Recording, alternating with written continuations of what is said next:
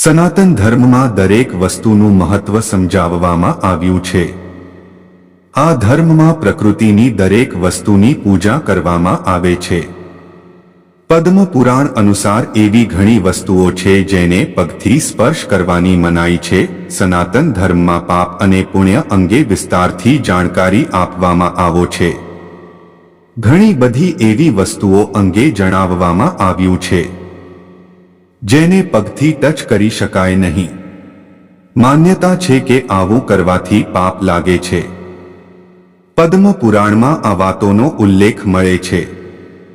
તો ચાલો જાણીએ. ભોપાલના નિવાસી જ્યોતિષી તેમજ વાસ્તુ સલાહકાર પંડિત હિતેન્દ્ર કુમાર શર્મા પાસે કે એ કઈ કઈ વસ્તુઓ પર પગ લગાવવાનું શાસ્ત્રમાં ઇનકાર કરવામાં આવ્યો છે. એવું કહેવામાં આવે છે કે જો કોઈ વ્યક્તિ આ વસ્તુઓને પગથી સ્પર્શ કરે છે તો તેઓ પાપના ભાગીદાર બને છે. શંખ પંડિતજીના મતે દરેક કણમાં દેવતાઓનો વાસ છે. આપણે ધરતી પર ચાલીએ છીએ પરંતુ તેને માતાનો દરજ્જો આપવામાં આવ્યો છે. શંખને ક્યારેય પગથી સ્પર્શવો જોઈએ નહીં. તેમાં દેવી લક્ષ્મીનો વાસ છે. જો તમે આવું કરશો તો તમને ધનહાનિ થઈ શકે છે. ગાય સનાતન ધર્મમાં ગાયને માતા તરીકે પૂજવામાં આવે છે. આવી સ્થિતિમાં ક્યારેય પણ ગાય પર પગ ન મૂકવો જોઈએ. ગાય પર પગ મૂકવાથી બુદ્ધિનો નાશ થાય છે. સાવરણી ક્યારેય પગને સ્પર્શવી જોઈએ નહીં. સાવરણી ગરીબી દૂર કરે છે.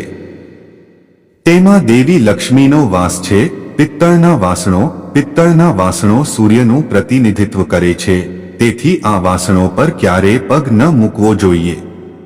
આમ કરવાથી તમારો ચંદ્ર નબળો પડી શકે છે. તુલસીના પાન સનાતન ધર્મમાં તુલસીના પાનનું વિશેષ મહત્વ છે અને તે પૂજનીય છે. તુલસીના પાનને પગથી ક્યારેય સ્પર્શ ન કરવો જોઈએ. જે માધ્યમથી તમને પૈસા મળે છે તેને ક્યારેય તમારા પગનો સ્પર્શ ન કરવો જોઈએ. ખાવા પીવાની વસ્તુઓ ખાદ્ય પદાર્થોને પગ વડે સ્પર્શ ન કરવું જોઈએ. આ સિવાય પૂજા કે હવનની સામગ્રીને ક્યારેય પગથી સ્પર્શવી જોઈએ નહીં.